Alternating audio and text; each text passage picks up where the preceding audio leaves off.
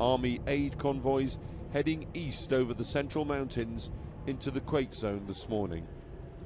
Several Japanese have asked me, what have we done to deserve an historically powerful earthquake, this vast tsunami damage, and now the blizzards?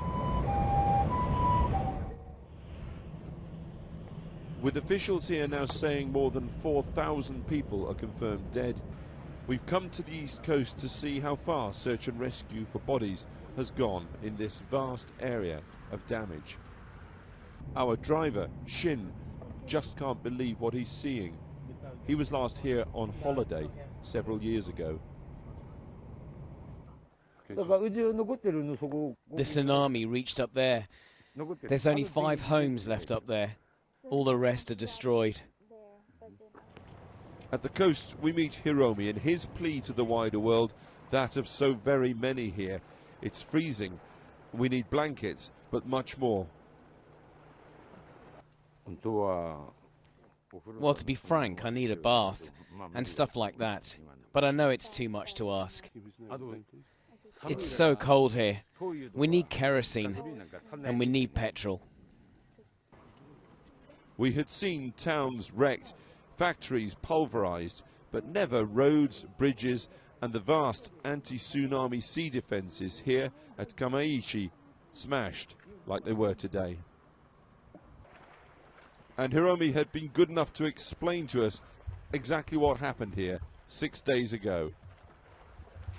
It was about half an hour after the last of the earth tremors finished. People noticed that this entire bay began simply emptying of water. The tide went out way beyond the red hulk of the red ship you can see there, out even beyond the lighthouse, which you can just see sticking up in the snow.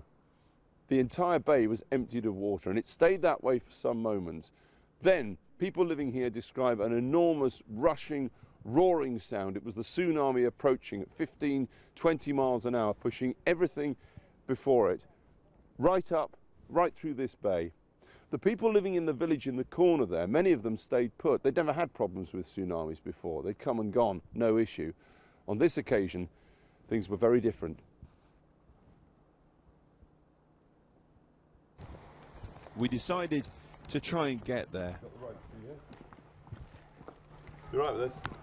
Clearly no vehicles are going anywhere near. And look at the size of these supposed tsunami defenses.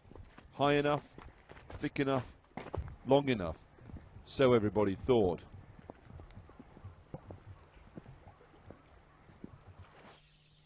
An entire town stripped away to the elaborate foundations of houses designed to withstand earthquakes, yes, but a tsunami of this scale, certainly not.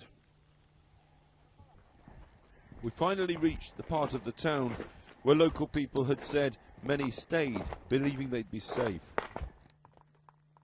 Family property and effects strewn around everywhere, demonstrating these people's faith in the vast ramparts of their sea walls was fatally misplaced. Just look at it. There is no way you can get a vehicle anywhere near this village. Walking in's bad enough. There's no footprints in the snow. There are no footprints in the mud for that matter.